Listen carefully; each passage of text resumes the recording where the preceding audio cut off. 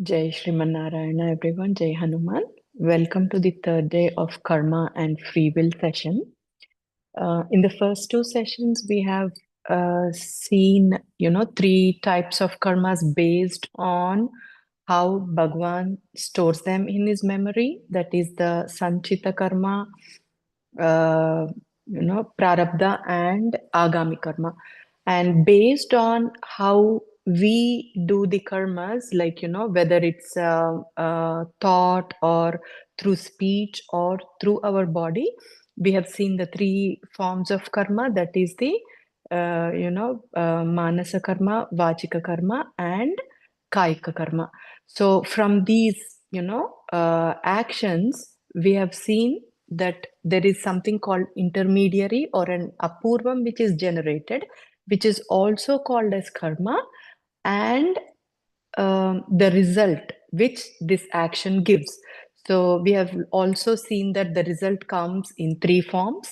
Um, you know, the first one is the result itself, whether it's in the form of punyam or papam, and the second one is the ruchi and vasana, where ruchi is the desires uh, we have and the actions which we desire to do, and the vasana is the involuntary action. We just, it is so imprinted in our DNA, we just do it without our voluntary action. So, and then the third one comes the eligibility and ineligibility. So when we perform these actions, depending on, uh, the nature of the action, we get the eligibility or ineligibility. Eligibility means, going into the higher state or getting a transformation. Whereas ineligibility is if we are performing bad deeds or if we are hurting anyone in this universe, we are degraded or we are demoted with the ineligibility. So these are the, results for that action which we are doing. And we have also talked about free will, or, the Sankalpa Shakti, which everybody has, in which state the Bhagavan does not interfere. So it is that free will we have to use to take these actions. So, when this free will, what we have to understand is this is also limited with our karmas. Based on our karmas only, we will get that wisdom how to make use of that free will. So again, karma is interlinked here. And what we have to understand is free will means, it does not mean that you can do anything. No, it does not mean that. We have limitations as humans, or, any kind of soul who is on this earth, they have limitations. And depending on those limitations, they use the free will only to select from the given options. Free will means selecting from the given options. To understand better, how I can explain is, in when we are a little baby, I think, around like 4 months or something, they do 3 to 4 months, they do a process called Annaprasana for the infants. So, what do they do in Annaprasana? This is a classic example of a free will. So, they place all the different options, they place a book, they place a pen, they place a, I think some jewels, a knife, something like that, different options for the child to pick from there. So whatever the child touches, we believe that, he is going to choose that in his future. So similarly, this free will process also works like this. When you are given a choice, what you pick to do the action gives you the future. So this is a classic example of free will. What it is said is, even we all know that, when we are clear of all these karmas, like, the papam or punyam, many of us believe that, we have when we have lot of punyam, it is good, we can get moksham. No, moksha sthiti means, it is you are devoid of any kind of punyam or papam. Your log should be completely empty of karma. Then only you will go into the moksha sthiti. If you have lot of punyam, you have to enjoy the punyam. If you have any papam, you have to go through that papam also. So what it is said is, when we are completely clear of our karma, when it is our turn to get the moksham, what it is said is, the Bhagavan puts a test. This is the final test for any soul who is in this, who has cleared their log. What they say is, Bhagavan puts a final test between whether that soul is going to choose Bhagavan, or it is again going to choose this materialistic world. Even at that stage, that soul or that Jivatma, if he chooses the Bhagwan, then he goes into the moksha sthiti. Whereas if that Jivatma chooses the materialistic world, depending on what he is choosing, again he comes back into this world to continue this life again. So when he takes that life, again there are always chances that he may accumulate more punya, more papam. So this is the process of free will. And the highest use of free will is choosing Bhagavan. The one who chooses Bhagavan in every step of their life, that means they are going towards the moksha sthiti. So, what I think every soul's ultimate purpose is reaching this moksha sthiti, the ultimate state of happiness. So, how should we lead our life to this, to reach this place? The scriptures have shown us that, bhakti or sharanagati, or, using our wisdom and knowledge to lead a kind of life where, you can choose Bhagwan in every step of your life. So that is how you can reach this moksha sthiti.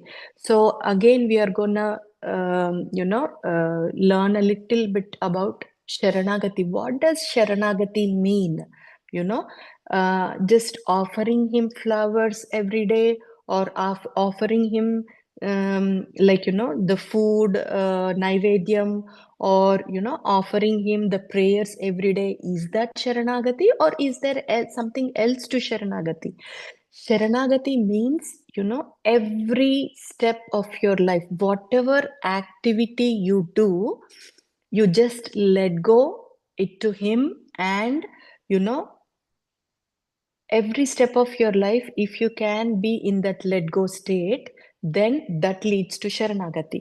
What does it mean by when I say let go? So when you do a certain action, what sharanagati tells us is, don't get attached to that action by saying, I did this, I want the result of this action. Instead, just let go. For this, what we need to learn is, first, what is our duty? What is our dharma? What are we supposed to do in our day-to-day life? We play so many roles. We play a role of a daughter, we play a role of a son, we play a role of a wife, we play a role of a husband, we play a role of a, teacher, we play a role of a employee, we play a role of an employer. So there are so many roles we play every single day. So we need to know what is the exact purpose of all these roles, how each role should be performed in the right way.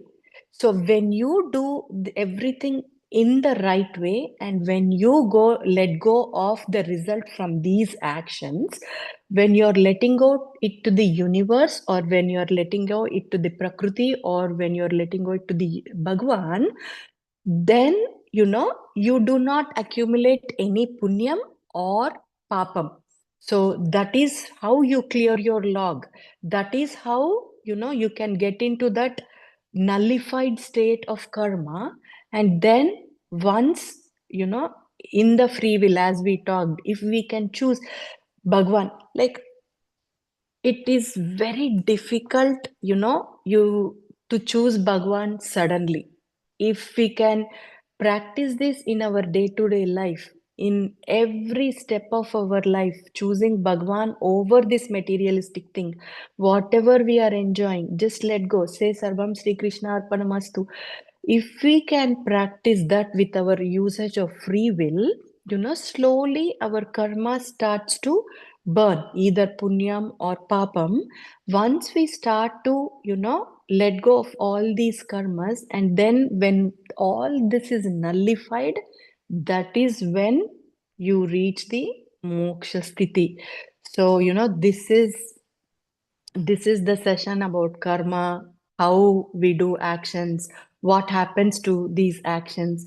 And also, Bhagwan, when we, perform all these actions, we have like every one of us has so much of accumulation of karmas. What he does is, when it is time for a jivatma to face this karma, whether it's punyam or papam, he creates situations in such a way where he groups people, and also he creates situations for us to uh, use our past karmas, and also to create more coming karmas.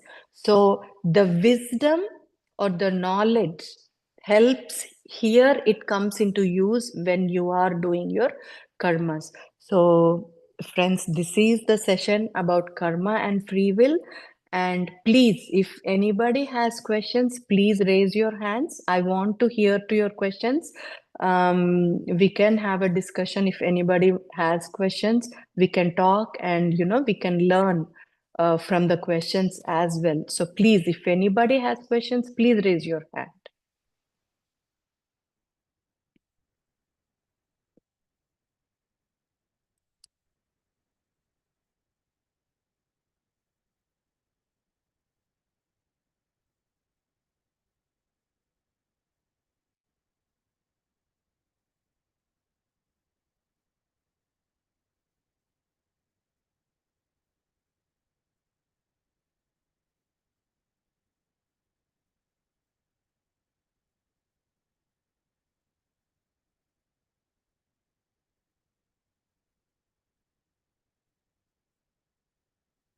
Okay, you don't have any. Okay.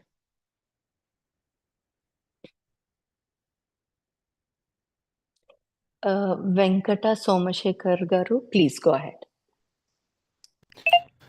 Namaste, Madam. Jai Hanuman. Jai Hanuman. Thank you for the opportunity. Madam, how do we execute our free will in the right manner? Yeah. Like, how do we know that we are in alignment with the law of universe when we are executing the free will? Yes. For this, as I said, we should have the wisdom of what is right and what is wrong. Without Yes. this knowledge, even if we use the free will, most of the times it's very interesting how free will works. Even sometimes, even if we have the wisdom, our karmas, they cover that up. And, Mm. they like, it creates a situation where it becomes very, very difficult for us to choose what is right and what is wrong.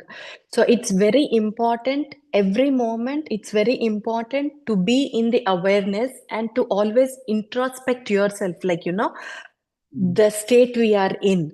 Like, for example, I'll explain you. For example, God has created a situation where you have the punyam, and you are given he gives a situation where you can use that punyam. For example, there is a boy. He is playing in a playground, and he hits a ball to a faraway distance, where like that ball goes and hits a tree, like suppose a mango tree which is on a road. So when that boy goes and hits that mango tree, this situation is created by God for that boy. Okay, he goes and hits that ball to a tree where that mangoes fell down. So the boy picks up the mango. So here he is gonna use his free will to what to do with that mango. Suppose Yes. if that boy has punyam, he is gonna eat that mango. So he has that free will. If he's gonna just eat that mango, whatever punyam he has, he finishes it up.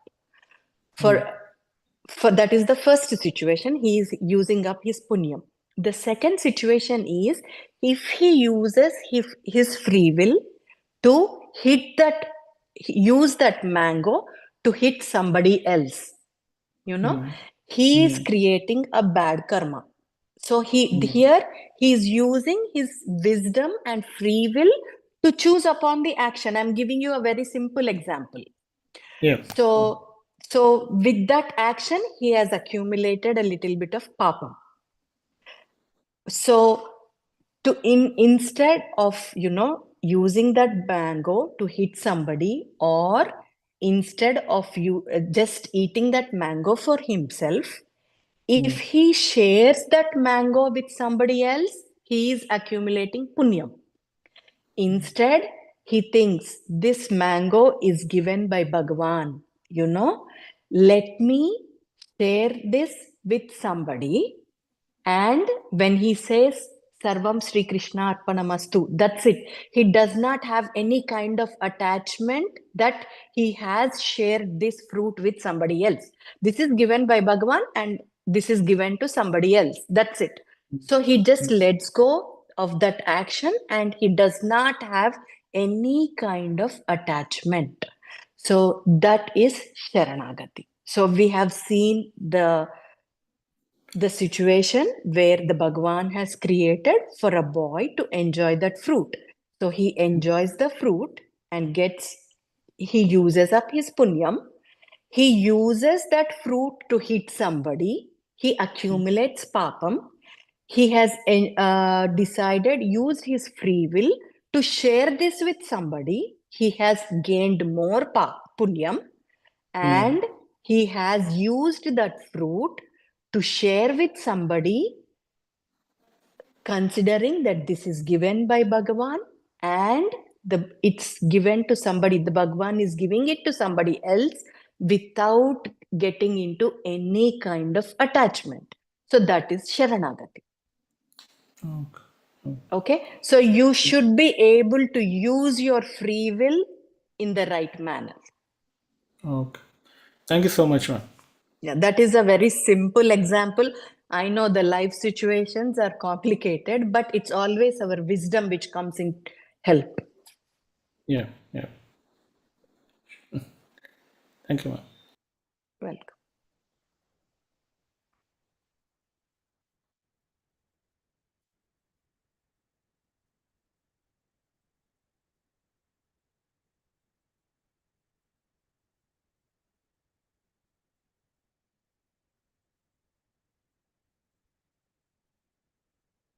Any more questions? Please, this is a very interesting topic.